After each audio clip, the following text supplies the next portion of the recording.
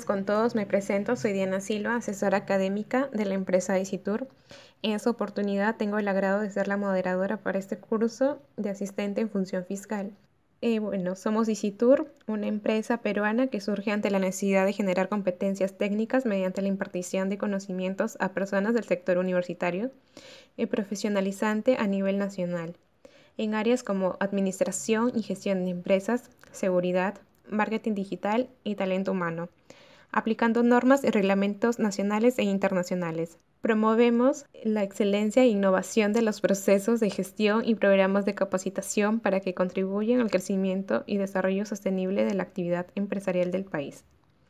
El ponente el día de hoy es el abogado Juan Carlos Quiroz Cañasaca, abogado por la UANCB, egresado de la maestría con mención en Derecho Procesal Penal por la UANCB, especialización en teoría del delito y su aplicación en el proceso penal para la teoría del caso y la imputación necesaria, por la Escuela de Gestión Pública y Derecho. Cuenta con una especialización en el nuevo Código Procesal Penal y Litigación Oral por la Escuela de Gestión Pública y Derecho. Tiene otra especialización en asistente jurídico con mención en función fiscal y judicial por el Instituto Nacional de Capacitación para el Ascenso Profesional. Cuenta con una especialización en procedimientos administrativos por el Instituto Superior Tecnológico de Gestión Pública y Empresarial. Cuenta con una especialización en Manual de Organización y Funciones del Despacho Fiscal Corporativo, NCPP, por el Centro de Formación y Capacitación. También tiene una especialización en Argumentación y Redacción Jurídica en materia penal, civil y familiar por el Centro de Formación y Capacitación. Ha sido ponente en diversos cursos en materia jurídica. Actualmente trabaja en el Distrito Fiscal de Lima Centro. El temario a desarrollar el día de hoy es etapas del proceso penal, las diligencias preliminares, el plazo de las diligencias preliminares, la disposición de inicio de investigación y archivo de investigación, prohibición de nueva denuncia, la investigación preparatoria formalizada, el plazo de la investigación preparatoria y la conclusión de la investigación preparatoria. Ahora daré paso al ponente para que comience con su explicación del tema del día de hoy. Muchas gracias, Diana. Muy buenas noches con todos los participantes. Quien les habla es el abogado Juan Carlos Quiroz. En esta oportunidad se me ha encomendado desarrollar un tema, considero particularmente de carácter trascendental, que es el rol del asistente en función fiscal en el nuevo Código Procesal Penal. Agradezco a Dicitur por la participación que se me brinda para brindar este curso, puesto que ello ayuda a la formación profesional de todos los abogados y estudiantes de derecho. Bien, el día de hoy vamos a desarrollar este tema viendo la perspectiva desde un asistente en función fiscal, puesto que dentro de un despacho fiscal corporativo, el rol del asistente en función fiscal es de suma importancia, puesto por la excesiva carga procesal que soporta cada despacho fiscal. El fiscal no podría llevar solo todas las investigaciones, sino que tiene que llevarlo de la mano juntamente con el asistente y también con la Policía Nacional del Perú. Estas son las, previo a ello, se tiene que mencionar que estas son las etapas del proceso penal de investigación. La investigación preparatoria, la etapa intermedia y el juzgamiento. El legislador peruano ha ha dividido el proceso penal en estas etapas. La investigación preparatoria se divide en dos subetapas, que es que el legislador llamó las diligencias preliminares y la investigación preparatoria formalizada. Una vez que concluye la investigación preparatoria, existe una etapa intermedia. En la etapa intermedia se realiza un control formal, se realiza ofrecimientos de medios de prueba y un control sustancial. Esto ya a cargo del juez de investigación preparatoria. Finalmente, en la etapa de juzgamiento, se encuentra un periodo inicial, que son los alegatos de apertura, un periodo probatorio, donde todos los elementos de convicción recabados en la investigación preparatoria van a ser actuados, y un periodo final, conjuntamente con los alegatos finales, posteriormente la sentencia. Bien, esta es la estructura penal que tenemos en la actualidad. Bien o mal, todavía está en construcción, todavía tiene varios vacíos legales, existen actos habilidosos que formulan las partes de una u otra manera que vamos a desarrollar y analizar punto por punto. Por ejemplo, hay ocasiones en que la Fiscalía decide incorporar personas en etapa intermedia, cosas que deben corregirse, por ejemplo, que la defensa pretenda cambiar un tipo penal en la etapa intermedia determinado, cosas que todavía deben mejorarse. Finalmente, estas son las etapas del proceso penal común. Considero necesario, para quienes todavía no han visto el proceso penal aún, que después de este curso analicen la etapa intermedia y la etapa de juzgamiento. En ese sentido, eh, estos son los nombres que le dio el legislador a las etapas del proceso penal. Y es lógico que se construya de esta manera, porque una vez recibido una noticia criminal, el fiscal todavía no sabe nada de lo que ha pasado. Por ejemplo, en los llamados casos de turno fiscal, donde dan una comunicación sobre la posible comisión de un ilícito penal, el fiscal recién va a construir la verdad por parte del Ministerio Público. Vamos a partir por un ejemplo. Eh, un chico que está de camino de su casa, del trabajo a su casa, perdón, le vamos a poner Armando, está conduciendo, se va dirigiendo del trabajo a su casa, cuando llega a su casa baja de su vehículo y de pronto aparece una camioneta donde cuatro sujetos empiezan a dispararle. Armando recibe 25 disparos en el cuerpo. El carro con los cuatro ocupantes se va. Los que están en el lugar de los hechos llaman a la policía. Obviamente la policía posteriormente llega, el chico ya está muerto y la policía tiene el deber inmediato de comunicar este hecho criminal a- al fiscal de turno. Inmediatamente el fiscal se va a constituir al lugar de los hechos. Entonces, una vez que el fiscal toma conocimiento del hecho, se pregunta siempre qué pasó aquí. Esta es la primera pregunta que se realiza en todas las investigaciones. Es decir, hay que averiguar quiénes fueron, por qué sucedió, cómo sucedió los hechos. Entonces, por ello, es lógico que el proceso penal se construya de esta forma. Desde que tú, como titular de la acción penal, no conoces nada de la verdad, hasta que la vas construyendo la verdad con las diversas diligencias que se ordenan en la investigación. Es importante señalar que toda investigación se trabaja conjuntamente de la mano con la policía y es mediante una disposición fiscal donde se va a ordenar las diligencias urgentes que se deben realizar una vez recibida la noticia criminal. Aquí es donde se debe hacer una pausa, hacer un hincapié, puesto que antes de la última modificatoria, en los turnos fiscales, solamente el fiscal entraba de turno. Sin embargo, con una última modificatoria, la Fiscalía de la Nación ha dispuesto que no solo el fiscal entra de turno, sino conjuntamente con su asistente. Por eso, en diferentes concursos, en entrevistas personales, el entrevistador siempre pregunta, ¿quién entra de turno fiscal? ¿Solamente el fiscal o todo el despacho? Anteriormente la respuesta correcta era solo el fiscal, pero hoy en día entra de turno el fiscal conjuntamente con su asistente en función, puesto que por el alto índice de delincuencia que existe en nuestro país, el fiscal no va a poder abarcar solo todo el turno.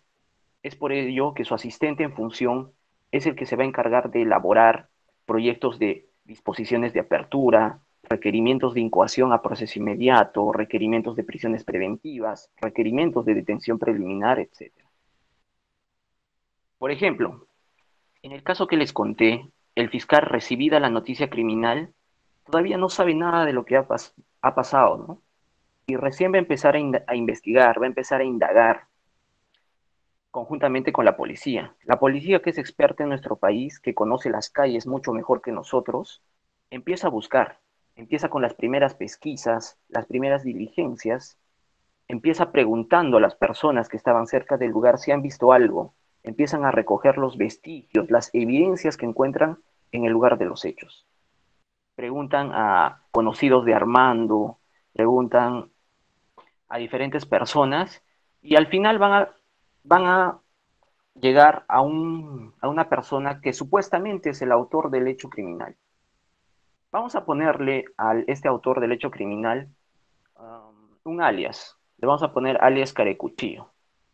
La policía va a sindicar a Carecuchillo como el autor del hecho criminal, el autor de este homicidio. Entonces, la policía va a empezar a hacer un seguimiento a Carecuchillo. Va a preguntar a una que otra persona, oye, ¿tú conoces a Carecuchillo? Unos le van a decir, no, yo no lo conozco. Otro va a decir, sí, creo que es alguien que vive acá a 5 cuadras, su nombre es Alan. Entonces la policía va a empezar a hacer un seguimiento, lo empiezan a seguir. Posteriormente se percatan que efectivamente Carecuchillo no trabaja solo, sino pertenecía a una organización criminal dedicada al sicariato y tenía otro sujeto con el que trabajaba, que en el mundo de Lampa lo conocían como Mono Hábil. Entonces la policía empieza a descubrir la verdad y la verdad se abre paso supuestamente. La verdad ya está construida. La policía le informa al fiscal todo lo que ha hecho y el fiscal que trabaja de la mano con la policía dice, la verdad yo ya la tengo clara. Yo como fiscal creo que así han sucedido las cosas, por cómo he construido mi investigación. Yo como fiscal alcanzo la verdad para mí y creo que estas personas, Carecuchillo y Mono Hábil, deben ser condenadas.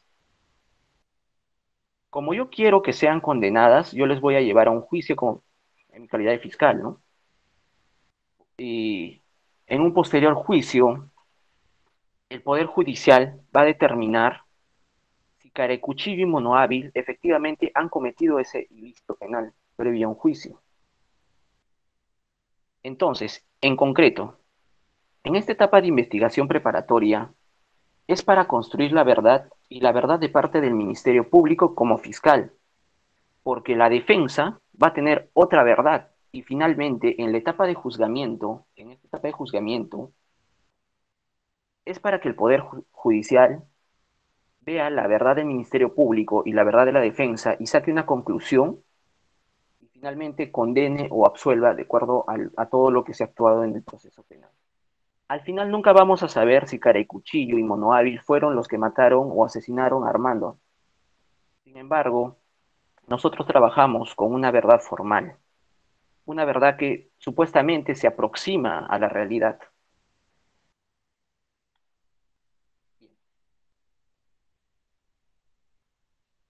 Vamos a iniciar con esta primera etapa, que es la investigación preparatoria.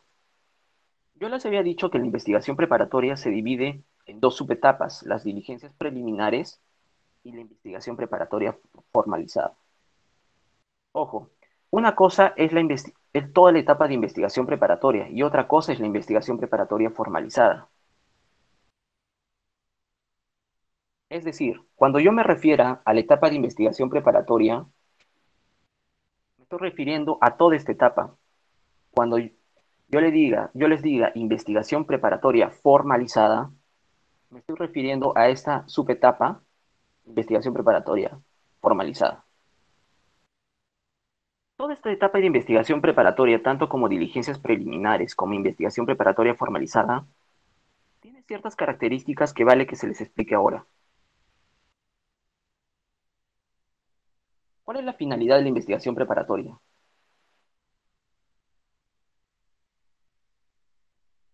El Código Procesal Penal ha establecido que la finalidad de la investigación preparatoria tiene tres funciones específicas. Primero, el fiscal, una vez recibida la noticia criminal, tiene que efectuar actos de investigación tendientes a la averiguación de la preexistencia y tipicidad del hecho y su autoría, así como la existencia del daño causado. El fiscal debe realizar las diligencias de investigación conducentes al esclarecimiento de los hechos. Tiene que disponer las medidas de aseguramiento de las fuentes de prueba de carácter material. Tiene que recoger los vestigios y elementos materiales. Asimismo, el fiscal tiene que adoptar las medidas limitativas de derechos para garantizar los fines del proceso penal. Estas son las tres funciones específicas que establece el Código Procesal Penal. Eh, Primero, al efectuar actos de investigación tendientes a la averiguación y la persistencia de la averiguación del hecho y su autoría, es decir, el fiscal va construyendo su verdad, va analizando cómo, dónde, por qué ha sucedido ese hecho delictivo. Y también va identificando quién es el autor del hecho delictivo. Asimismo, el fiscal tiene que asegurar las fuentes de prueba del lugar de los hechos. En el caso que les conté primeramente, al chico que dispararon en la calle, obviamente la policía se va a encontrar casquillos de las balas, ¿no? Entonces esos casquillos tienen que ser recogidos, tienen que ser llevados a que se realicen un peritaje para ver si hay huellas o no hay huellas. Lamentablemente, en nuestro país considero que todavía nuestros peritajes no son muy avanzados, pero por si acaso tienen que hacerse los peritajes. Asimismo, tiene que analizarse el cuerpo de la víctima, se recopilan las declaraciones de los testigos que vieron el hecho. Hay que asegurar todos esos elementos como fiscal, ¿no? De parte de la fiscalía. Asimismo, el fiscal tiene que adoptar las medidas limitativas de derechos para garantizar los fines del proceso. Por ejemplo, si yo tengo fuertes elementos de convicción que me permitan pedir una prisión preventiva, una detención preliminar, lo tengo que realizar en contra de Carecuchillo y Mono Hábil. Asimismo, si yo considero que dentro del domicilio de Carecuchillo puedo encontrar nuevos elementos de convicción que determinen que él es el autor del hecho criminal, entonces el fiscal va a solicitar una medida de allanamiento, porque eso va a ayudar a la averiguación de la verdad. Esas son las finalidades en concreto de la investigación preparatoria.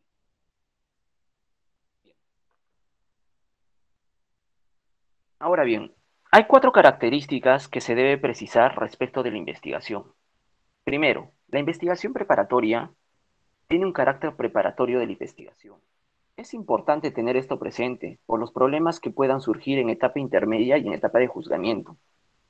La investigación sirve para construir tu verdad, pero ojo, es para que se preparen decisiones futuras, porque tú al momento que recopilas la información vas a decidir si vas a acusar, vas a archivar, vas a sobreseer, etcétera. Entonces, esta etapa te sirve para prepararte. Hasta ahora solo les estoy hablando de la visión de parte del fiscal, del Ministerio Público, pero si tú eres investigado, en esta etapa es en la cual tú vas a poder conseguir tus elementos de descargo, tus elementos de convicción a tu favor como investigado. Esta etapa de investigación preparatoria es que tienes que aportar todos los elementos de convicción que tú tienes a tu favor. Es el momento en que las partes deben recopilar toda la información que requieran para un posterior juicio. Esto es importantísimo. Si todavía no son abogados, hay que tenerlo presente. Y si son abogados, hay que tenerlo doblemente presente. Porque hay muchas veces que las partes se desconcentran demasiado de la etapa de investigación y cuando llega el momento de tomar decisiones en la etapa intermedia y en un posterior juicio, no tienen absolutamente nada que actuar. Por ejemplo, si te están investigando a ti como por un X delito y tú no has aportado nada de elementos de convicción en la investigación preparatoria, tú vas a ir donde un abogado y le vas a decir, por favor, doctor, necesito de sus servicios, quiero que me defiendan en un juicio. Y el abogado te va a preguntar, ¿han ofrecido pruebas en la investigación preparatoria? Obviamente le vas a decir, no, doctor, pero aquí están mis elementos probatorios, aquí están mis pruebas, con esto me pueden absolver porque yo no he cometido el ilícito penal. Y en el juicio no te lo van a valorar porque tú has tenido la oportunidad de presentar en investigación preparatoria y hasta en la etapa intermedia. Por eso pensamos que más adelante podemos ofrecerlos y eso es el problema, es que no preparamos nuestro caso desde el comienzo. Hay que tener en claro este carácter preparatorio de la investigación. Hablando de preparar tu caso, también debo manifestar que tú tienes que tener presente cuándo vas a presentar tus elementos de convicción. Porque ¿cuál es el peor error del inocente, considero yo a título personal? El inocente quiere ir a declarar, quiere ir a decir su verdad. Por ejemplo, en un caso X, tú ya tienes armado una teoría del caso. El testigo, son varios testigos y todos declaran en una investigación X.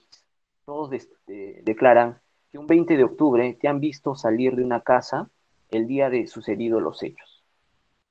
Sin embargo, tu teoría del caso es que tú el 20 de octubre tú no estabas ahí en el lugar de los hechos, sino que tú estabas en el extranjero, estabas de viaje. Y obviamente vas a declarar, vas a presentar tu descargo y vas a decir, acá tengo mis boletos, tengo fotografías que yo estaba en el extranjero, esa fecha del 20 de octubre. Entonces al día siguiente va a ir el testigo y va a decir, ¿qué dije? Creo que 20 de octubre. Ah, no, no, no, no, me confundí. Era 20 de noviembre. Era un error material. Entonces toda tu teoría del caso que tú tenías armado se va a caer. Es por eso que cuando tú tienes una estrategia muy fuerte, una teoría del caso muy fuerte, tú debes saber cuándo presentarlo. La investigación preparatoria sirve para recopilar toda la información que tú necesites, pero ojo, ya depende de ti cuándo la vas a entregar. O sea, tanto el Ministerio Público como la defensa tiene que ser estratégico dependiendo del lado en el que estés, dependiendo con quién te vas a enfrentar. Segundo, se tiene que tener en presente el principio de documentación. Todo lo que se hace en la investigación, todo se documenta.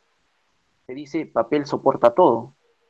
Por ejemplo, si la fiscalía llama a un testigo, todo lo que va a manifestar ese testigo tiene que estar plasmado en un acto.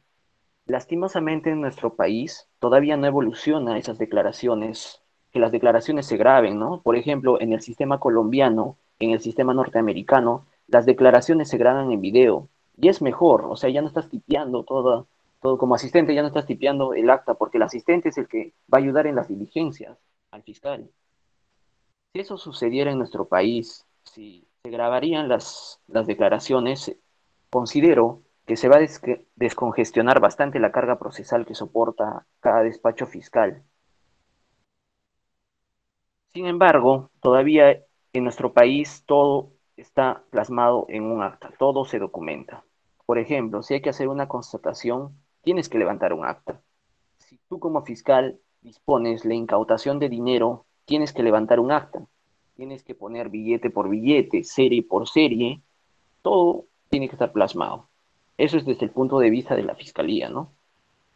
Tercero, tienes que tener en cuenta el principio de la investigación de oficio.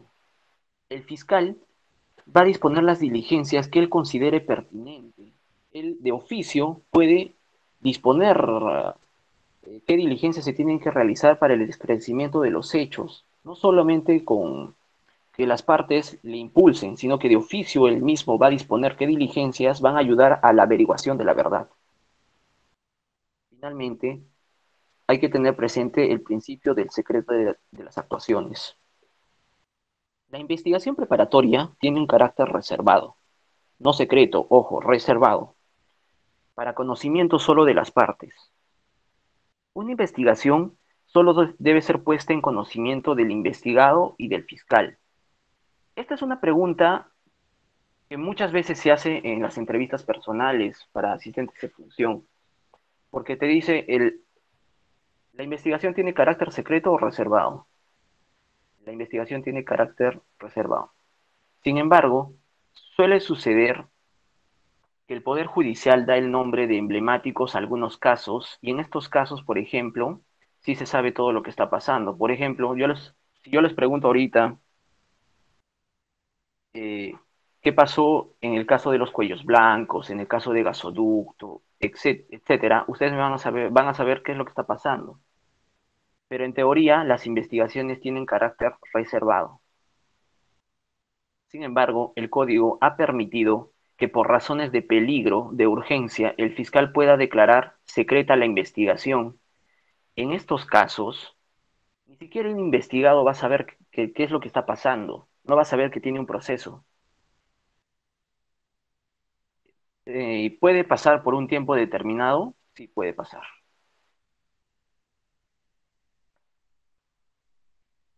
Bien, yo les había dicho que la investigación preparatoria tiene dos subetapas, las diligencias preliminares y la investigación preparatoria formalizada. Así que vamos a empezar con la primera subetapa, las diligencias preliminares. A título personal considero que una investigación puede iniciar con una denuncia de parte, puede iniciar de oficio, por información policial o por traslado de información. Cualquier persona puede denunciar. Es decir, si alguien dice yo tengo conocimiento presuntamente de un hecho delictivo, puede denunciar de parte.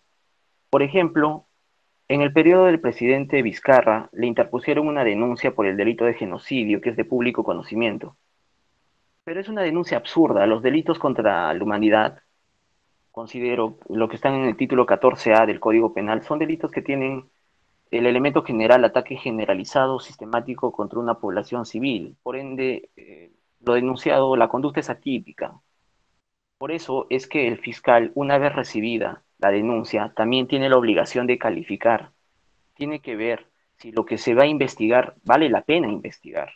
Si lo que se ha denunciado vale la pena investigar, ¿no? Asimismo, considero que, que lo peor que le puede pasar a una persona es que le denuncie, porque porque absolutamente le haces un daño tremendo a una persona. Si tú de verdad quieres hacer daño a una persona, denúncialo. Y si quieres hacerlo el doble de daño, denúncialo por lavado de activos. Porque si tú le denuncias por lavado de activos, solamente con que se aperture la investigación, lo primero que va a pasar es que va a estar bloqueado del sistema financiero. No funcionas para el sistema. Lo segundo que va a pasar es que te van a bloquear tus cuentas. Entonces, bloqueadas tus cuentas, ¿cómo es que vas a buscar un abogado defensor? Porque el abogado defensor te va a pedir que pagues sus honorarios para que lo defiendas. ¿Y cómo pagas un defensor para que te defienda si no tienes dinero porque todo está en tu cuenta? Entonces, está difícil. Por eso es que considero a título personal que lo peor que le puede pasar a una persona es que lo denuncien, creo yo. Lo segundo, para iniciar una investigación, la investigación puede arrancar de oficio. Si el fiscal ve la presunta comisión de un evento delictivo, de un hecho criminal, puede levantar un acta e iniciar las investigaciones de oficio. Asimismo, puede iniciar por información policial. Cuando tú vas a una comisaría, interpones tu denuncia, el policía inmediatamente va a dar cuenta al fiscal y va a remitir los actuados o la denuncia a la fiscalía. Y el fiscal, por esta información policial, es que va a iniciar la investigación. También puede iniciar una investigación por el traslado de información. Cualquier autoridad puede poner en conocimiento la comisión de un evento delictivo, por ejemplo, los procuradores públicos, las instituciones públicas que en sus resoluciones señalan que hay la presunta comisión de un delito y se remiten copias certificadas al Ministerio Público para que investigue conforme a sus atribuciones. Es por eso que por traslado de información también puede iniciar una investigación. Pero como ya les mencioné anteriormente, el fiscal tiene que calificar los hechos puestos en conocimiento. Hay que calificar, hay que revisar para ver si como mínimo vale la pena investigar, para que tú como fiscal no estés perdiendo el tiempo investigando cosas que no valen la pena. Si el hecho es atípico, lo puedes archivar liminarmente. Hay que revisarlas. Si bien estas son formas de iniciar la investigación, antes de iniciar el fiscal debe revisar si vale la pena investigar, porque si no puede emitir una disposición de archivo liminar. La denuncia. Pero finalmente, cualquier persona tiene la facultad para denunciar.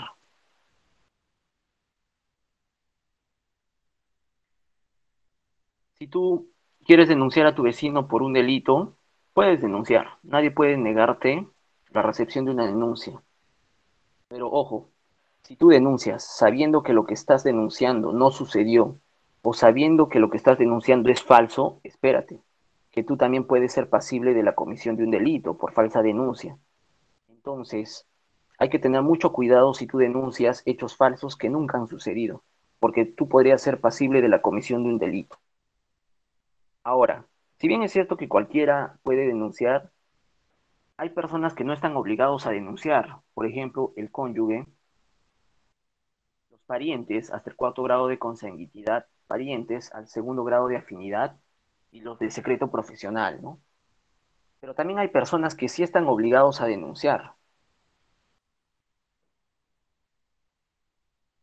Por ejemplo, los profesionales de la salud en el desempeño de su actividad, los educadores por delitos cometidos en el centro educativo, los funcionarios en el ejercicio de esas atribuciones. Por ejemplo, si un profesional de la salud verifica que se ha cometido un delito, no sé, a un delincuente está en una persecución y la policía le dispara en el brazo.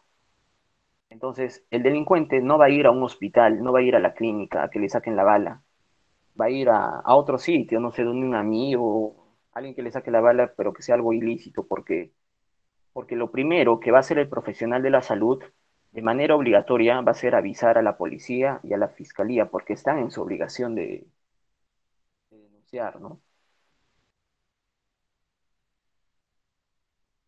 Hay formalidades para recibir una denuncia. ¿Cuáles son las formalidades? ¿Qué debe contener una denuncia? Primero, debe contener la identidad del denunciante. Debe haber una narración detallada y veraz de los hechos. De ser posible, debe existir la individualización del presunto responsable del hecho delictivo. Puede ser por escrito, puede ser verbal, por cualquier medio. Si es escrito, el denunciante va a firmar y va a colocar su impresión dactilar, y si es verbal, va a sentar un acta respectiva.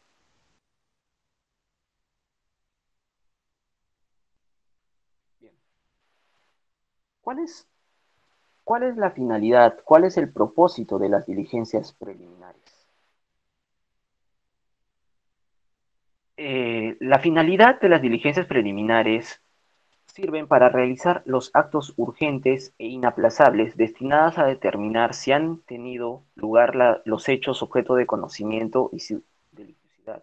Así tiene que asegurar los elementos materiales de su comisión, tiene que individualizar a las personas involucradas en su comisión, incluyendo a los agraviados y dentro de los límites de la ley. Yo les decía que la investigación tiene dos subetapas. Se preguntaron por qué el legislador peruano ha dividido estas dos etapas. ¿Por qué no solamente podría ser investigación preparatoria? ¿Por qué ha puesto diligencias preliminares y por qué ha puesto investigación preparatoria formalizada? ¿Por qué?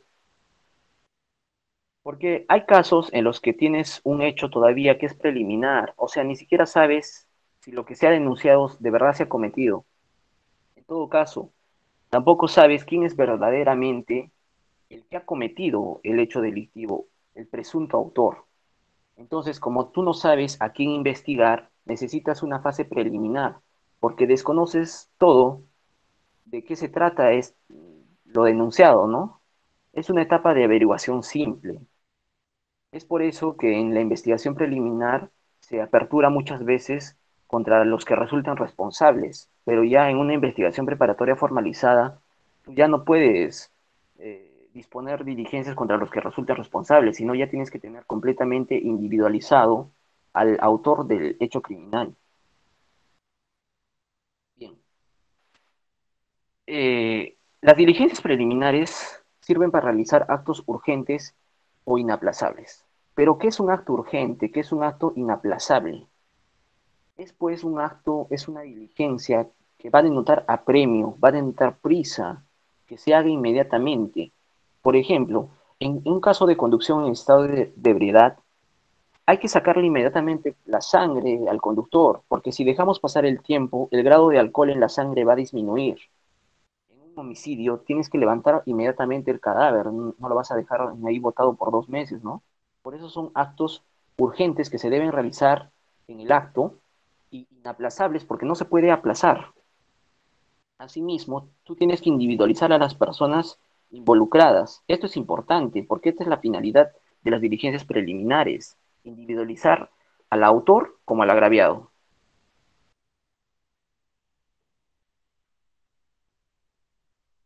Bien. El Código Procesal Penal también estableció el plazo que se debe investigar, ¿no? Hemos tenido una evolución legislativa interesante respecto al plazo de las diligencias preliminares. Si ustedes revisan su Código Procesal Penal antiguo, van a encontrar que nuestro Código Procesal Penal arrancó y dijo que las diligencias preliminares solo podían durar 20 días. Después, el legislador, juntamente con la Fiscalía, indicaron que el plazo era muy corto para poder investigar y por la excesiva carga procesal, todo no se podía hacer en 20 días. Entonces, por la ley 30076, cambian el plazo de 20 días y cambian a 60 días. Pero sin embargo, también incluían una parte que decía que el fiscal podrá fijar un plazo distinto. El problema estaba en que el código decía que además de esos 60 días que daba la ley, el fiscal podía fijar un plazo distinto. Entonces entraron a un mundo de debate porque no especificaban hasta cuánto es el plazo que tiene el fiscal para investigar. El código no fijaba cuál es el límite de esa potestad que decía el fiscal podrá fijar un plazo distinto. Y se emiten las casaciones 2-2008, La Libertad, la casación 144-2012 de Ancash y la casación 599-2018 de Lima. En estas tres casaciones van a encontrar un desarrollo interesante sobre el plazo de las diligencias preliminares y van a llegar a la conclusión que el plazo máximo para investigaciones en casos simples va a ser de 120 días, para casos complejos van a ser de 8 meses y para casos de crimen organizado van a ser de 36 meses.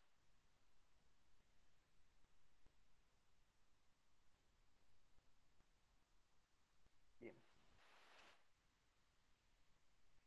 En estas tres casaciones,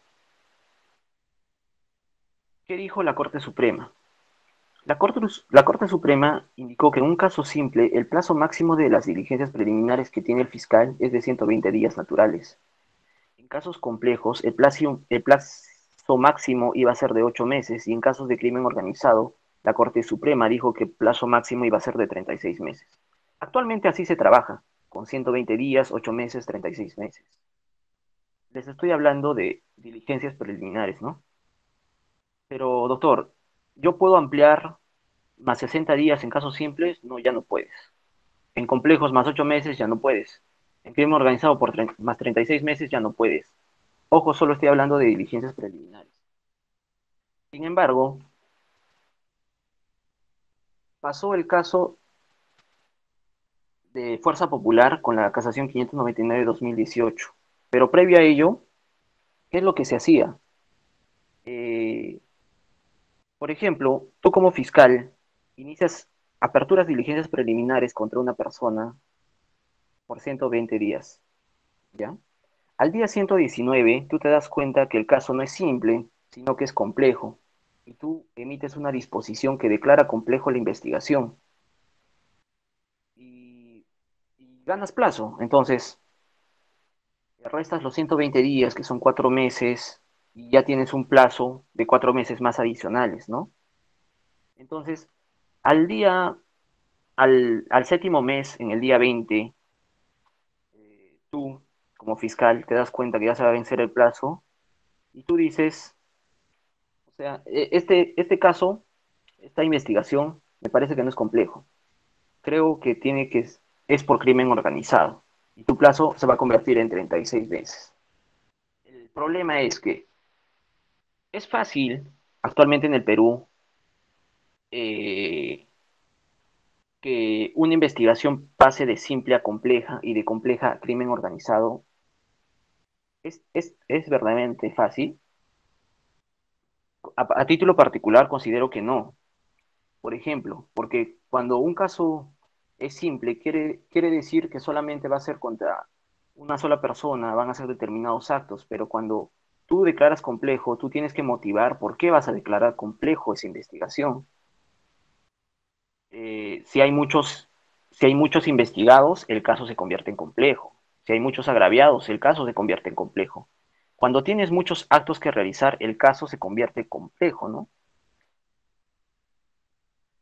Entonces, no es fácil que se cambie de simple a complejo, porque el fiscal debe motivar porque hay muchos actos que realizar. Por eso es que no es tan fácil que se cambie de simple a complejo y de complejo a crimen organizado. Más aún todavía en crimen organizado, porque tú para convertir una investigación de complejo a crimen organizado, tú necesitas un elemento de personal, de tres a más personas, un elemento estructural.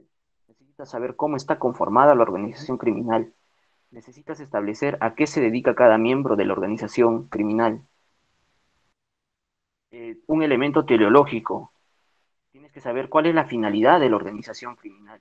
Tiene que ser una organización lucrativa. Entonces no es tan fácil que una investigación pase de complejo a crimen organizado, ¿no? Bien. Toda esta evolución de legislativa ha terminado, ya no es debatible. Estos son los plazos actuales con los que se trabaja, ¿no? Dependiendo del caso.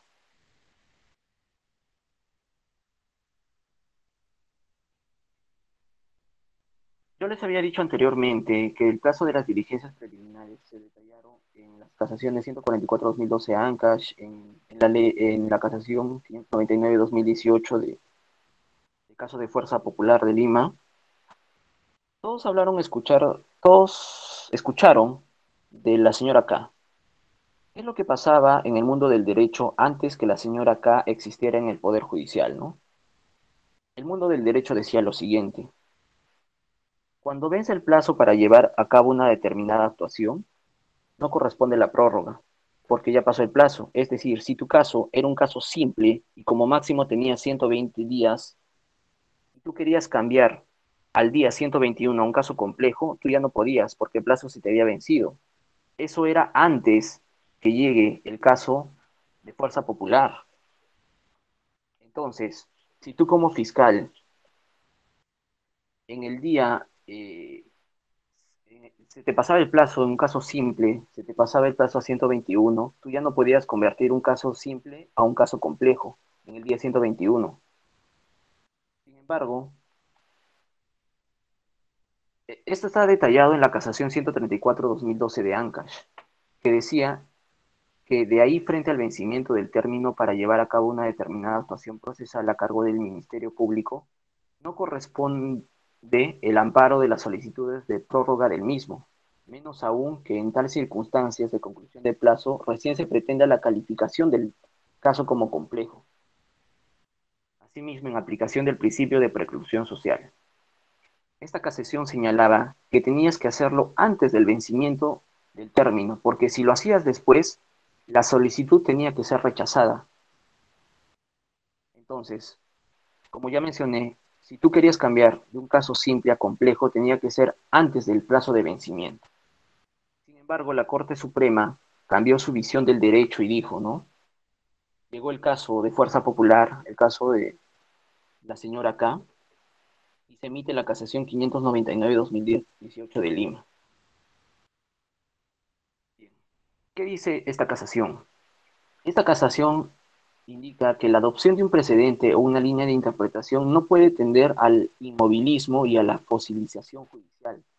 El respeto al precedente no limita a precisar, aclarar, ampliar o corregir un entendimiento fijado como tal, sobre todo cuando opera un cambio social o de marco normativo. Asimismo, esta casación indica que las actividades del fiscal relacionadas al ejercicio de la acción penal no pueden ser sancionadas con la caducidad de plazo, criterio que asume esta casación. Cuando llegó la señora K a la Corte Suprema, cambió su visión, cambió su versión, porque dice, como ya en español, lo que dijo antes en la casación 134-2012 de ANCAS ya no va a servir, porque a lo que hoy dicen es que las actividades del fiscal relacionadas al ejercicio de la acción penal no pueden ser sancionadas con la caducidad de plazo, ¿no? En otras palabras, en castellano, si al día de hoy yo como fiscal, tengo un caso que ha pasado los 120 días de investigación y ya estoy en el día 160, el fiscal aún puede cambiar de investigación a compleja. Eso es lo que permite esta casación.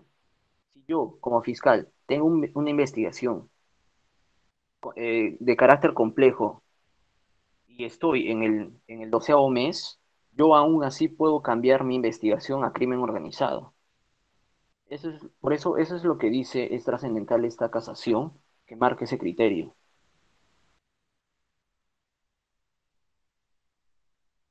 respecto del plazo. ¿Es válida las investigaciones contra los que resultan responsables? Yo les había dicho que, que las diligencias preliminares sirven para individualizar a las personas involucradas en el evento criminal. Entonces, es correcto, es válido las investigaciones contra los que resultan responsables porque tú como fiscal recién vas a ver quién es el que ha cometido el hecho delictivo. La finalidad de las diligencias preliminares, además de realizar los actos urgentes e inaplazables, es la que les mencioné, individualizar a las personas involucradas. Y por eso es que el fiscal sí es válida su apertura contra los que resulten responsables, ¿no?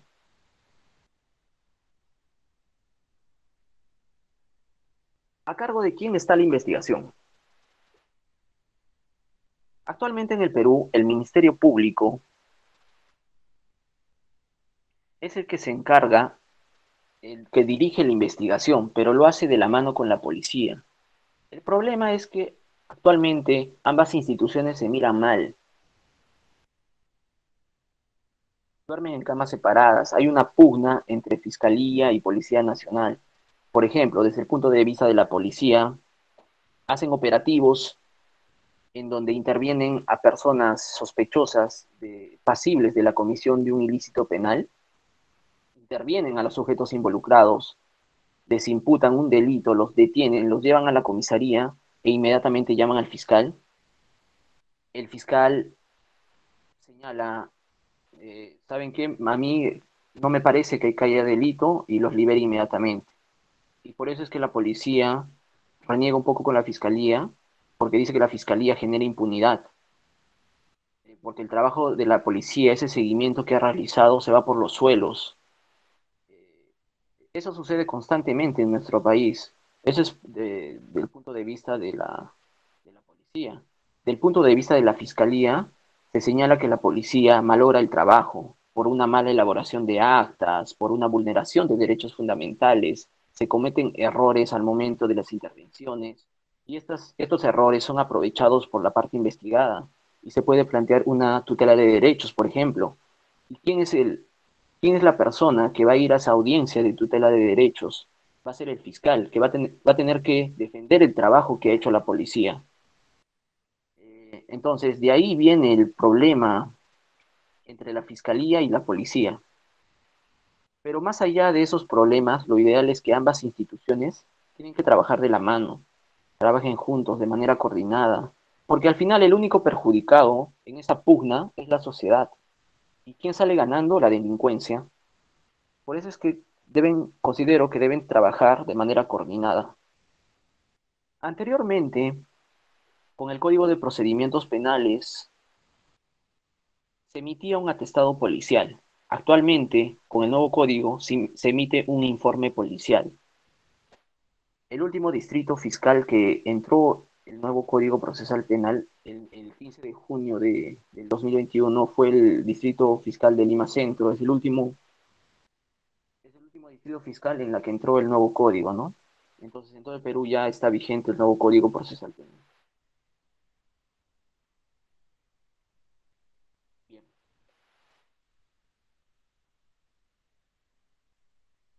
¿Quién dirige la investigación? Les mencioné que la dirige la Fiscalía de la mano con la policía.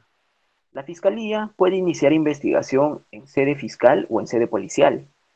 Si lo inicia en sede fiscal, va a citar a las partes él mismo, la misma Fiscalía. Si lo inicia en sede policial, la policía se va a encargar de citar a las partes. Asimismo, la Fiscalía precisa el objeto y las formalidades con las que debe ir la investigación. Bueno, vamos a hacer un break conforme al desarrollo del curso de 5 minutos.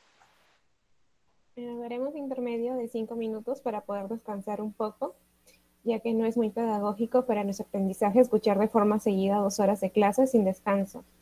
Aprovecharemos este tiempo para resolver una duda que muchos tuvieron, que es sobre la certificación del curso. Este curso cuenta con un certificado opcional, que el precio del certificado es de 50 soles hasta el 29 de noviembre. basada en la fecha, es de 65 soles. Bueno, los beneficios que se ofrecen por el certificado son un certificado por 8 horas académicas, que siempre estará disponible en el aula virtual. También el aula virtual contará con las clases grabadas y el material complementario. También se hará correo institucional con Office 365 por todo un año y descuentos especiales para los futuros cursos. En pantalla también se estará proyectando nuestros números de cuenta. Tenemos, siguiente diapositiva, por favor. Bien. Ya, ahí están nuestros números de cuenta. Tenemos en BCP, YAPE, Caja Arequipa y BBVA. El comprobante de pago lo debe enviar al correo informes@desitur.edu.p o al WhatsApp de la persona que lo atendió. Ahora le daré pase al ponente para que ya comience de nuevo con su presentación.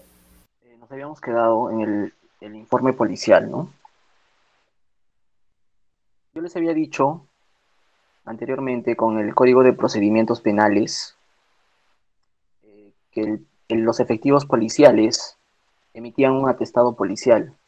Actualmente, la policía emite un informe policial, pero ¿qué es lo que debe contener ese informe policial? Tiene que contener los antecedentes que motivaron su detención, tiene que realizar un análisis de los hechos investigados, se tiene que abstener de calificar jurídicamente, de imputar responsabilidades, tiene que hacer una relación de las diligencias que se han realizado en su informe policial, tiene que adjuntar las actas levantadas, manifestaciones recibidas, pericias, recomendaciones si es que lo hubiera. Lo más importante de aquí es que el policía, los efectivos policiales, se tienen que abstener de calificar jurídicamente e imputar responsabilidades. Es que el nombre mismo lo dice, informe policial. Por ejemplo, cuando yo le digo yo como fiscal le digo a mi asistente, oye, hazme un informe sobre esta investigación. Y mi asistente me va a decir, la conducta no es típica por tal motivo, por tal motivo, por tal motivo. A ver, señor asistente, yo no quiero tu opinión, yo quiero un informe, quiero saber lo que se ha realizado, quiero un resumen de lo que se ha hecho. Tú tienes que abstenerte de calificar jurídicamente y de imputar responsabilidades. Eso se hacía antes en el atestado, pero no ahora. Asimismo, hay que tener presente que el informe policial no es una prueba documental, es una prueba documentada. Pero doctor, ¿qué es una prueba documental? ¿Qué es una prueba documentada? Eh, la prueba documentada significa que al ser prueba documentada no vale por sí mismo, sino vale por lo que contiene. De ahí que se ofrece, de ahí que no se ofrece, perdón, el informe policial en los elementos de convicción, sino se ofrece lo que contiene ese informe policial.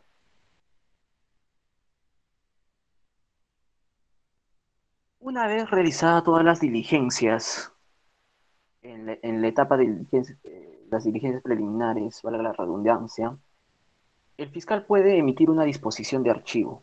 ¿Qué es lo que, cuando el fiscal puede emitir una disposición de archivo? Cuando considera que el hecho no constituye delito, no es justiciable penalmente, cuando se presenten causas de extinción de la acción penal o no se ha individualizado al presunto autor del evento delictivo, cuando faltan indicaciones reveladores de la realidad del delito y la intervención de su comisión del denunciado o investigado. Después que se recaba toda la información, ya sea por parte de la policía o por el mismo Ministerio Público, el fiscal llega a una conclusión, que el hecho no constituye delito o no es justiciable penalmente, es decir, que la acción o la denuncia que se ha planteado no es típica, o no es punible, o no es justiciable penalmente. También se puede presentar causas de extinción de la acción penal, por ejemplo, que el investigado se haya suicidado, o también que no se haya podido individualizar a las personas que cometieron el hecho delictivo, porque tú no puedes formalizar una investigación si no tienes completamente individualizado al autor del hecho criminal. O simplemente faltan indicaciones reveladoras de la realidad del delito y la intervención de su comisión del denunciado o investigado con el evento delictivo. En estos casos, el fiscal puede emitir una disposición de archivo. El código también permite al denunciante o al agraviado que no estuviese conforme elevar las actuaciones a un fiscal superior. Es decir, ¿sabes qué, fiscal provincial? Yo no estoy conforme con tu disposición de archivo. Yo quiero a alguien más superior a ti. ¿Quién es el superior al fiscal provincial? Va a ser el fiscal superior. El artículo 334, inciso 5 del Código Procesal Penal establece que el denunciante o el agraviado que no estuviese conforme con la disposición de archivar las actuaciones o de reservar provisionalmente la investigación, requerirá al fiscal, en el plazo de 5 días, eleve las actuaciones al fiscal superior. Sin embargo, había una discusión con lo que señalaba el artículo 12 de la Ley Orgánica del Ministerio Público. ¿Qué decía este artículo? Dice que el fiscal ante el que ha sido presentada no le estimase procedente, se le hará saber por escrito al denunciante, quien podrá recurrir en queja ante el fiscal inmediato superior dentro del plazo de 3 días de notificada la resolución denegatoria. Había una discusión entre si el plazo para elevación de los actuados es de 3 o es de 5 días. Sin embargo, ya se delimitó eso, y el plazo que se debe considerar es el plazo de 5 días para elevación de los actuados. No solo vas a elevar de frente, sino tú tienes que hacer una disposición que concede la elevación de los actuados. Tú tienes que calificar ese recurso que te ha interpuesto eh, la parte que no está conforme. Tienes que ver si se ha interpuesto dentro del plazo, si se han notificado todas las partes, y eso lo hace el asistente en función fiscal, ¿no?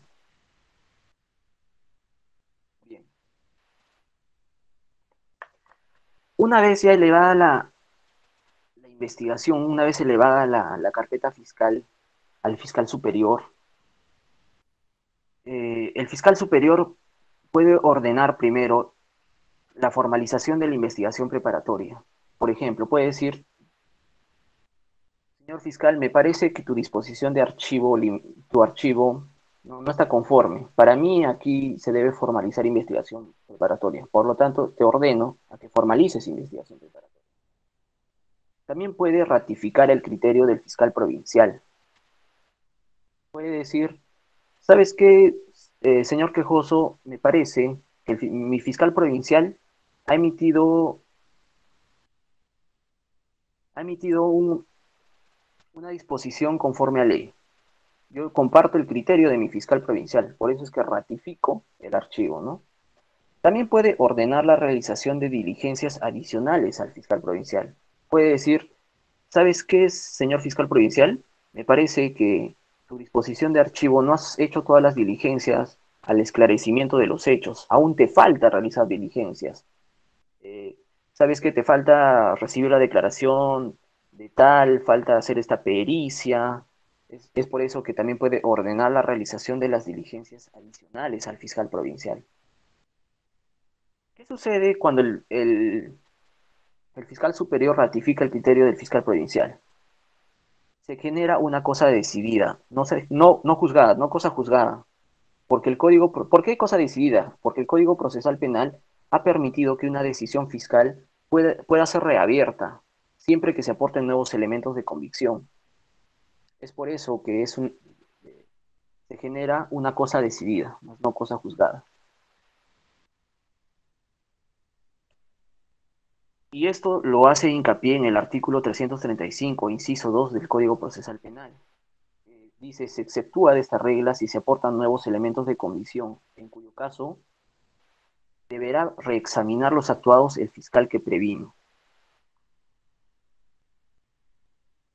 Asimismo, se debe tener presente lo que también dijo el Tribunal Constitucional, el máximo intérprete de nuestra Constitución respecto a investigaciones. En el expediente 2110-2009 y en el expediente 2527-2009, el TC indicó, señaló, que se puede reaperturar la investigación en los siguientes supuestos.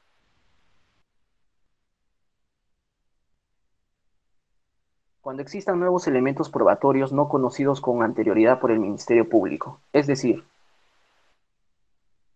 si el fiscal emite una disposición de archivo con elementos de convicción que no han sido valorados en su disposición de archivo, él tiene que reaperturar la investigación. Asimismo, cuando se vea que la investigación ha sido deficientemente realizada, por ejemplo, no sé, en un caso de falsificación de firmas, Si el fiscal no ha hecho una pericia respecto a esa falsificación, entonces obviamente la investigación ha sido deficientemente realizada y tiene que reaperturar la investigación. Eso es lo que dice el Tribunal Constitucional.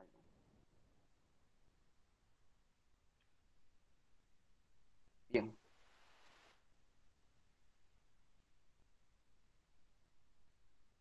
una vez realizadas todas las diligencias preliminares, el fiscal también tiene la posibilidad de efectuar una acusación directa, es decir, se salta toda la formalización y acusa de frente, ¿no? Si el fiscal considera que las diligencias actuadas preliminarmente establecen suficientemente la realidad del delito y la intervención del imputado en su comisión, podrá formular directamente acusación, es decir, se salta toda esa etapa de la investigación preparatoria formalizada y de frente formula una acusación. Dice, yo como fiscal creo que ya obtuve mi verdad, ya tengo los suficientes elementos de convicción para ir a un juicio y yo ya no necesito eh, realizar más diligencias. Es por eso que yo voy a formular una acusación directa. ¿El Código Procesal lo prevé? Sí, lo prevé. Vamos a pasar a esta otra etapa, que es la investigación preparatoria formalizada. ¿Pero por qué formalizada, doctor? Porque su nombre mismo lo dice, es más formal. Tú acá ya no puedes hacer investigaciones, como fiscal, tú ya no puedes hacer investigaciones contra los que resultan responsables. Tú ya tienes que acá tener individualizado al presunto autor del hecho criminal. Asimismo, acá en las diligencias preliminares yo les había dicho que se realizan actos urgentes e inaplazables. Acá en la investigación preparatoria ya no son actos urgentes e inaplazables, sino que son actos útiles y pertinentes. Es una investigación más formal, más formal. Asimismo, aquí, una vez entrada esta etapa, el fiscal pierde la potestad de archivar de plano una investigación, sino que tiene que, si quiere archivar algo, tiene que hacerlo con la autorización del juez de garantías, mediante un requerimiento de sobreseguimiento. Acá ya entra el juez de garantías, acá ya está el presente, el juez de investigación preparatoria.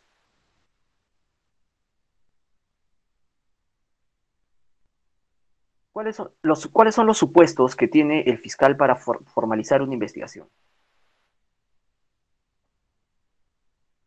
En la investigación preparatoria formalizada, el fiscal va a formalizar cuando haya indicios reveladores de la existencia de un delito, la acción penal no haya prescrito y si se haya individualizado al imputado. Esto es de mucha importancia, porque si no se ha individualizado no se puede formalizar la investigación preparatoria. Asimismo, esta investigación preparatoria se va a emitir una disposición de formalización de la investigación preparatoria. ¿Y qué es lo que debe contener esta disposición? Va a contener el nombre completo del imputado, los hechos y una tipificación, el nombre completo del agraviado. Debe ver las diligencias que se van a actuar en esta etapa de investigación preparatoria. Hay que tener presente que las diligencias que se han hecho en la etapa preliminar no van a ser las mismas en la investigación preparatoria, tienen que ser diligencias diferentes. ¿Cuál es la finalidad de la investigación preparatoria formalizada? La investigación preparatoria formalizada persigue reunir los elementos de convicción de cargo y de descargo, que permitan al fiscal decidir si formula o no acusación, y en su caso, al imputado de preparar su defensa. Es por eso que les decía el carácter preparatorio de la investigación, ¿no? Aquí, en la investigación preparatoria, es donde ambas partes van a preparar los elementos de convicción que van a sustentar posteriormente en un juicio, si es que lo hubiera, ¿no?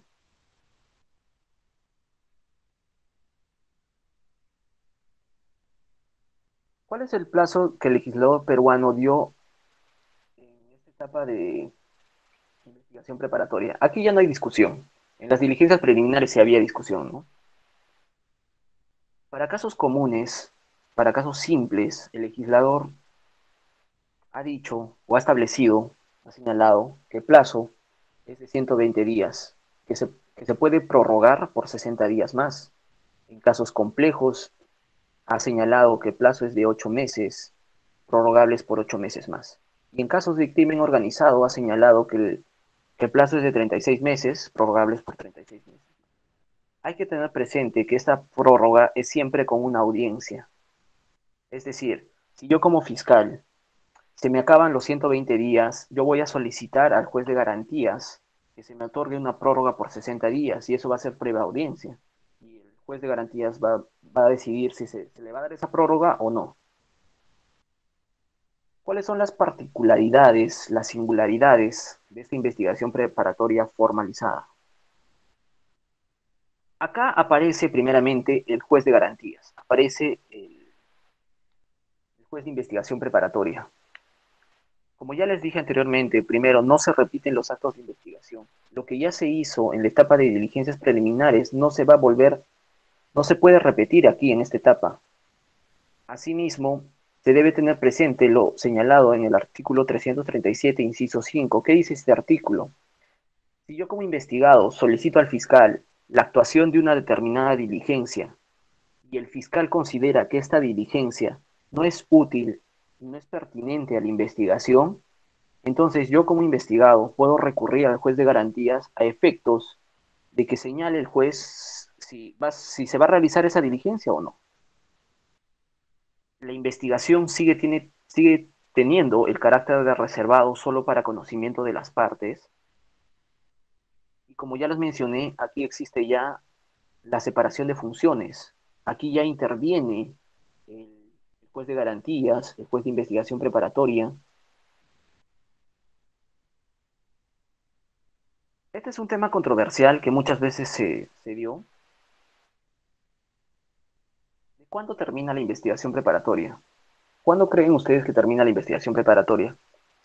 Cuando materialmente vence su plazo, es decir, 120 días pasaron al día 121, ya venció el plazo, ya terminó la investigación preparatoria. Cuando el fiscal dicta la disposición de conclusión de investigación preparatoria, termina cuando se comunica al juez de garantías la conclusión de la investigación preparatoria, o termina cuando se notifica a las partes la disposición de conclusión de investigación preparatoria. ¿Cuándo termina la investigación preparatoria?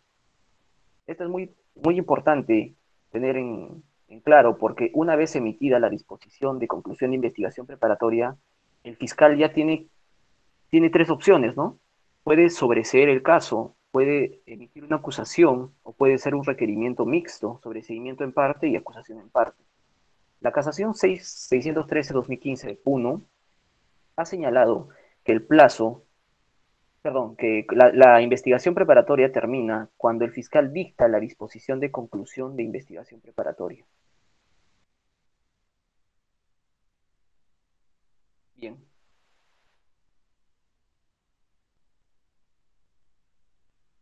Estas diapositivas que les estoy presentando son características tanto de las diligencias preliminares como de investigación preparatoria formalizada y considero que deben estar presentes porque muchas veces en las entrevistas personales para asistentes en función como también para administrativos preguntan cuáles son las diferencias entre la diferencia entre diligencias preliminares e investigación preparatoria formalizada. Primeramente, la diferencia es que en las diligencias preliminares se van a realizar actos urgentes o inaplazables y en la investigación preparatoria formalizada va, van a ser actos útiles y pertinentes. Asimismo, la finalidad exacta es determinar, de las diligencias preliminares, es determinar si han tenido lugar los hechos, van a asegurar los elementos materiales, es por eso que son actos urgentes o inaplazables y van a individualizar a las personas, incluyendo los agraviados. Ya en la investigación preparatoria formalizada, van a reunir todos los elementos de convicción de cargo y de descargo que permitan al fiscal decidir si va a acusar o no va a acusar. En español, eh, estas diligencias preliminares sirven para recopilar lo primero en el acto, lo que está ahí, lo inaplazable, lo que no se puede aplazar. Y en la investigación preparatoria ya son actos un poco más de fondo, más útiles para la investigación, más pertinentes. Asimismo, otra diferencia que se puede ver entre estas dos subetapas es el plazo. Como yo ya les había dicho, el plazo en diligencias preliminares es de 120 días para casos simples, para casos complejos de 8 meses y para casos de crimen organizado 36 meses. En la investigación preparatoria formalizada, el plazo es de 120 días, prorrogables por 60 días más. En casos complejos es de 8 meses, prorrogables por 8 meses más. Y en casos de crimen organizado es de 36 meses, prorrogables por 36 meses más. En la investigación preparatoria, esta prórroga se hace con una audiencia. En las diligencias preliminares puede aperturar por 30 días y él mismo puede ampliar el fiscal. No necesita una autorización del juez de garantías, ¿no? Bien, agradezco su atención. Esto es respecto primeramente, a la investigación preparatoria. Agradezco la atención brindada y la oportunidad dada por el Instituto Dicitur, que esto ayuda constantemente al mejoramiento de desempeño laboral, ¿no? Muchas gracias. Y antes de que finalice la clase, daremos unos minutos para las preguntas. Acá en el chat ya habían dos preguntas. Gabriela Panta nos preguntó, ¿por qué las investigaciones se les considera como reservado? Bien, Gabriela, gracias por tu pregunta. Yo les había dicho que, que la investigación preparatoria tiene carácter de reservado. ¿Por qué? ¿Por qué reservado? Porque se reserva solo para las partes, solo para el agraviado, para el investigado. Pero también les había dicho que la investigación en ciertos casos, por la urgencia, puede ser de carácter secreto. ¿El código lo permite? Sí lo permite. ¿Por qué de carácter secreto? Secreto porque ni siquiera el mismo investigado va a saber que le están haciendo un seguimiento. Es por eso que la investigación tiene carácter reservado porque las demás personas, más allá de las partes, no tienen que tener conocimiento de esa investigación. Y el carácter secreto, ¿por qué? Porque ni el mismo investigado va a saber que le están haciendo un seguimiento, ¿no? Que le están investigando. Es por eso que es carácter reservado y el otro es carácter secreto, ¿no? Bien, soy la Victoria Ceballos, también nos pregunta, ¿los plazos se paralizaron en la época de pandemia? Eh, Respecto a esa pregunta, el Poder Judicial emitió una resolución administrativa, me parece, no recuerdo muy bien, me parece que es la 177/2020, en donde establece que sí, efectivamente, se paralizan los plazos procesales en todo ámbito. Asimismo, la Fiscalía de la Nación también emitió diferentes resoluciones eh, respecto a est- eh, respecto a estos plazos que no se contabilizaban.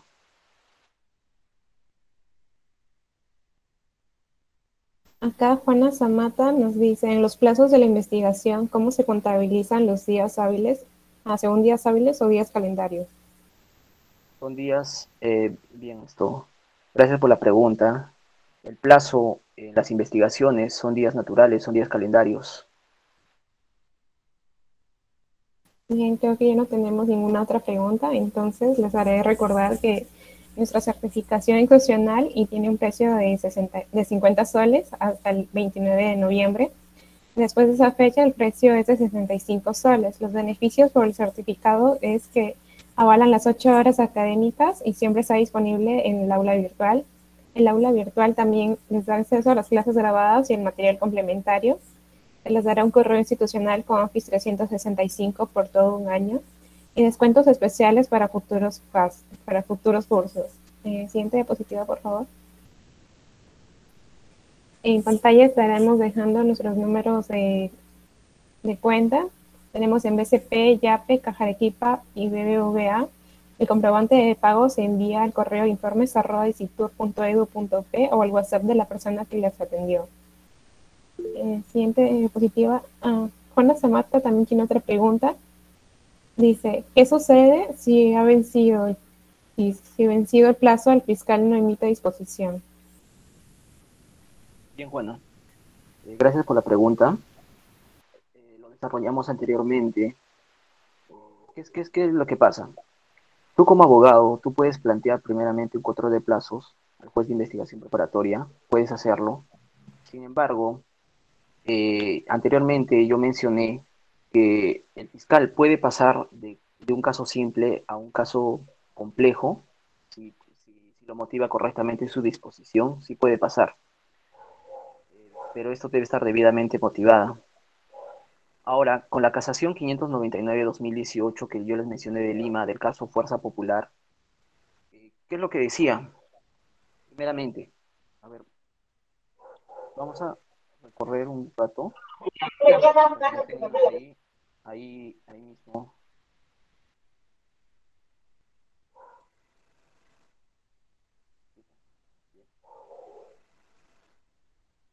Antes que se emita esta casación 599-2018 de Lima, ¿qué es lo que decía? Existía la casación 134-2012 de Ancash, que esta casación decía que si tú tienes un caso, ya vamos a ponerle un caso simple que lo has aperturado hasta por 120 días. En el día 119, tú te percatas que el caso se va a vencer, pero tú emites tu disposición el día 121. Entonces, con esta casación, la Corte Suprema indicaba que tú no puedes cambiar de un caso simple a un caso complejo. No estaba permitido. Pero, sin embargo, eso sucedía antes que la señora K entre a la visión del Poder Judicial, porque cuando entró la señora K al Poder Judicial, se ha emitido esta casación, que es la 599-2018 de Lima, que decía que las actividades del fiscal, o bueno, dice, ¿no? Que las actividades del fiscal relacionadas al ejercicio de la acción penal no pueden ser sancionadas con la caducidad de plazo, criterio que asume esta casación. En español, así en caso, en resumen, lo que dice, si yo como fiscal tengo una investigación, un caso simple por 120 días, pero yo ya estoy en el día 160, yo todavía puedo cambiar mi caso simple a caso complejo, normal. Eso es lo que da cabida a esta casación 599-2018. Eso es lo que te podría dar una respuesta, ¿no? A tu pregunta. Doctor, doctor, Sí, la escucho, Juan. ya. Está bien lo que me está diciendo, pero supongamos, el fiscal saca una disposición donde dice que los plazos para las diligencias es de 60 días. 60 días me está diciendo hace un momento que es días calendarios, que se cuentan los días calendarios. ¿Qué significa? El 1 de agosto concluye agosto, septiembre concluye el 1 de octubre, ¿verdad? ¿O estoy Correcto, equivocado? correcto. Correcto, Ya. sí. Ya. Y pasado ese tiempo, digamos, pasa el 1 de octubre, en el mes de enero todavía no saca ninguna disposición si amplía o el plazo. Eh, con la casación que usted me está mencionando, el fiscal lo puede hacer en cualquier momento, digamos, vencido los 2 meses, los 60 días, puede sacar la disposición de decir, declarar que es un proceso complejo en cualquier momento, o sea, pasando unos 4 meses, por ejemplo. Sí, correcto. O sea, con esta casación 599-2018, lo primero que tú puedes hacer, Juana, como abogada, es presentar un control de plazos. Y se va a hacer una audiencia para que el fiscal emita una decisión. Sin embargo, Ya, esta casación le permite al fiscal que si se ha vencido el plazo de los 120 días y yo como fiscal estoy en el día 160, en días calendarios, yo puedo también, no, o sea, tengo la posibilidad también de formalizar la investigación preparatoria, pero también tengo la posibilidad de cambiar mi plazo, cambiar mi caso simple a un caso complejo con esta casación. O sea, a pesar que yo ya me haya pasado unos 40 días en la investigación, yo puedo cambiar ese plazo. Eso es lo que permite esta casación. Antes que no se emita esta casación, tú como fiscal, tú no podías hacer eso, porque si tú en el día 119, perdón, en el día 121, tú emitías una disposición que declaraba complejo la investigación, entonces, inmediatamente eso no podía ser por esta casación 134-2012 de Ancash, porque eh, no permitía que después de vencido el plazo de una investigación se pueda cambiar la investigación, ¿no? pero esta casación de la 599-2018 del caso Fuerza Popular, él permite esto. Gracias, doctor. Tengo una duda ahora. O sea que Adelante. el fiscal durante, digamos, los casos complejos son hasta 36 meses.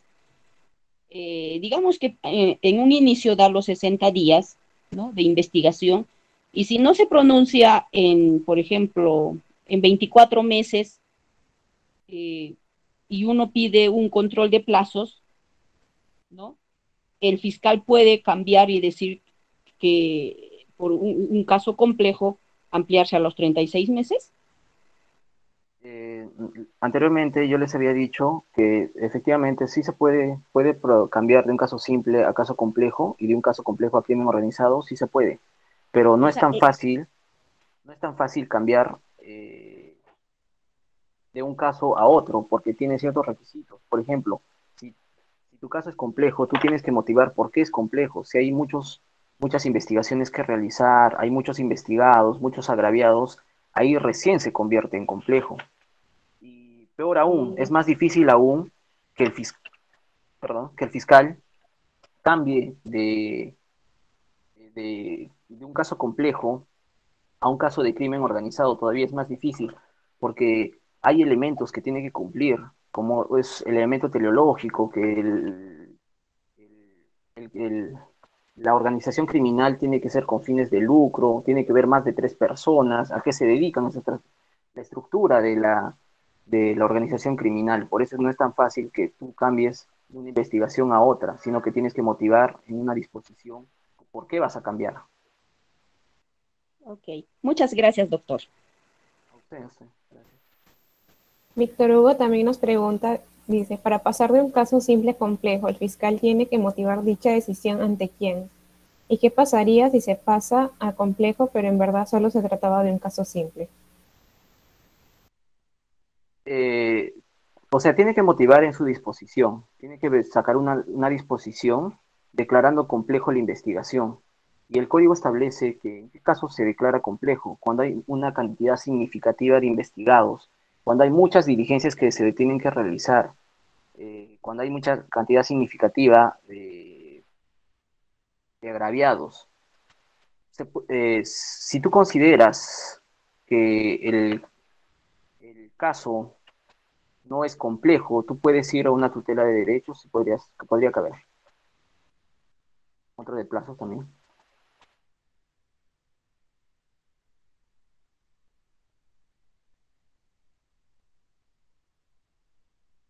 Gracias, gracias. Bien, ¿Escuchas? Gabriela Bueno, bueno. Panta, la... Sí, ya la escuchas. Bien, Gabriela Panta también pregunta, dice, ¿qué es lo que debe hacer para que se eleve el caso al fiscal superior? Bien. El fiscal puede emitir una disposición de archivo, yo les mencioné, una disposición de archivo. ¿Qué es lo qué es lo que debe analizar el fiscal conjuntamente con su asistente? Primero tiene que analizar el plazo, si es que lo ha interpuesto dentro del plazo de ley, que el código establece que es de 5 días. Tiene que ver que haya sido notificada a todas las partes correctamente para que se eleve los actuados al fiscal superior. Anteriormente esto estaba en discusión porque había muchos despachos fiscales que rechazaban la elevación de actuados porque la ley orgánica del Ministerio Público señalaba que el plazo para interponer una elevación de actuados era de 3 días y el código decía que era de 5 días. Entonces, algunos fiscales decían, no, solo es 3 días y rechazaban la elevación de actuados si tú presentabas tu elevación al día 4, al día 5, pero esto ya ha sido finiquitado. Actualmente, el plazo para la elevación de actuados es de 5 días. Tú tienes que emitir una disposición que concede la elevación de actuados y tú vas a elevar toda tu carpeta fiscal al fiscal superior para que el fiscal superior emita una disposición, ya sea ordenando la formalización de la investigación preparatoria, ya sea ratificando el criterio del fiscal provincial, o ya sea ordenando la realización de diligencias adicionales al fiscal provincial porque considera que no ha hecho las suficientes diligencias en la investigación, ¿no? Gracias por la pregunta.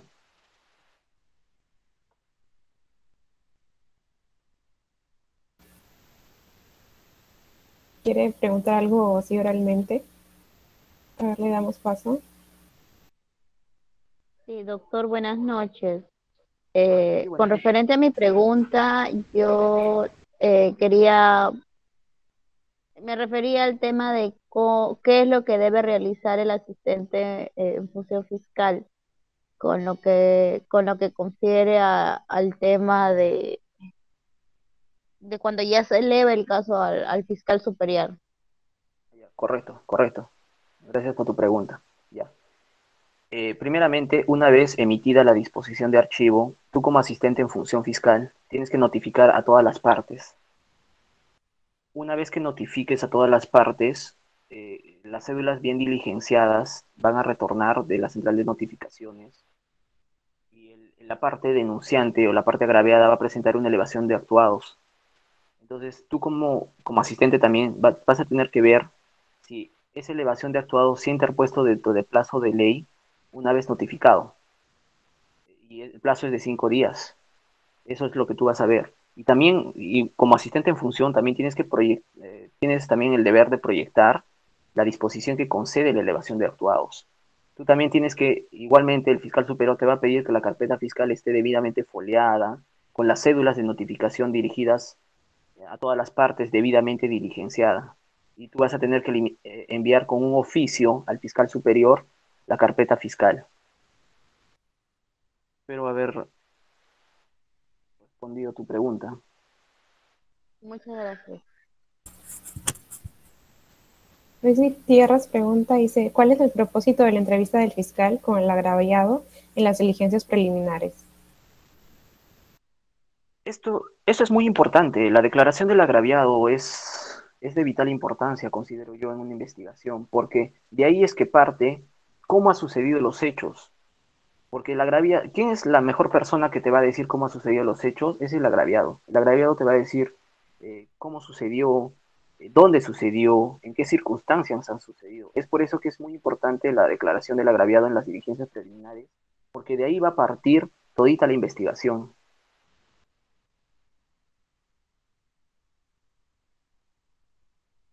Bien. Espero haber contestado tu pregunta. Juan Carlos, ¿sigues hablando o respondiste ya la pregunta? Sí, sí, ya respondí la pregunta. Sí, doctor, muchas gracias. A ver, Renzo también había levantado la mano, me parece. Para su pregunta oral. Adelante, adelante. Doctor, buenas noches. Primeramente, felicitarle por su magnífica exposición. Doctor, Gracias, una Renzo. pregunta. Bueno, en la disposición de archivo, el que proyecta ya sea el fiscal o el asistente en función fiscal, bueno, el asistente en función fiscal es la persona que da el trámite o diligencia a dicha disposición. Esa disposición debe ser notificado al denunciante, al agraviado y al imputado o a quienes. Gracias por tu pregunta, Renzo, muy interesante. Efectivamente, la disposición de archivo es, el asistente en función fiscal es el que se encarga de notificar esta disposición de archivo y tiene que notificar al denunciante, al agraviado y también al investigado, a las tres personas. ¿Por qué? Porque en una elevación de actuados, no solamente el agraviado tiene la facultad de elevar las actuaciones al fiscal superior, sino también el denunciante y el agraviado. Eso lo establece el artículo 334, inciso 5 del Código Procesal Penal. Ahora, tienes que tener presente que no en todos los distritos fiscales se trabaja de esta manera. Hay distritos fiscales en las que se divide en el fiscal adjunto conjuntamente con su asistente en función fiscal y también el asistente administrativo. Y hay tres personas dentro de un despacho fiscal. Y quien se encarga de notificar es el asistente administrativo, de darle el trámite. Y quien se encarga de proyectar las disposiciones es el asistente en función fiscal. Espero haber contestado tu pregunta, Renzo. Gracias. Gracias, Renzo, por tu pregunta. Ahora pasamos con la pregunta de Orlando Vela. que dice, doctor, con el NCPP, la policía no tipifica los hechos, pero sin embargo, ante una denuncia en sede policial se tipifica. Vale decir, un robo agravado y luego mediante un oficio de atención se comunica a la fiscalía. Entonces, la PNP no estaría tipificando e incluso la fiscalía mediante resolución de apertura de investigación. Proveído, dice, dispone que este hecho sea investigado en sede policial. Oriénteme, gracias.